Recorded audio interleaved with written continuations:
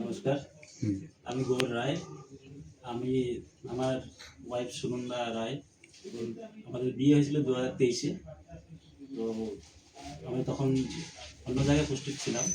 তো আমাদের 23-এ যখন বিয়ে হয়েছিল কিছুদিন পরে আমাদের বাড়ির ওখানে ডাক্তার দেখিয়েছিলাম। তো আমাদের মানে কনসেপ্ট হয়েছিল বাচ্চা, কিন্তু সেটা হার্টবিট আসেনি। এবার সেটা 12 উইক পরে সেটাকে আমাদের অপারেশন করে দিতে হয়েছিল। তারপরে আমি ওখান থেকে দুর্গাপুরে পোস্টে চলে আসছিলাম। তো এখানে এসে ডাক্তার তো প্রথমে দেখানো হয়নি, কিন্তু এখানে এসে আবার আমাদের বাচ্চা আবার চলে আসলো, কনসেপ্ট হয়েছিল। কিন্তু ওয়াইফের ব্লিডিং হচ্ছিল, ব্লিডিং হওয়ার জন্য অন্য ডাক্তারের কাছে গিয়েছিলাম, কিন্তু সেখানে স্যাটিসফাইড হয়নি।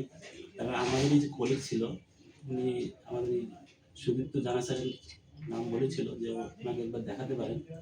তো এখানে যখন আসলাম, এখানেও সেই সেম কেস। 8 উইক পরে ডাক্তারবাবু বললেন যে বাচ্চা রাখা যাবে না, সেটাকে আবার অ্যাবর্শন করে দিলাম। নেওয়ার পরে ডাক্তারের পরামর্শ অনুযায়ী আমরা লগভগ 7-8 মাস আমার ডাক্তারের কাছে ট্রিটমেন্ট করালাম।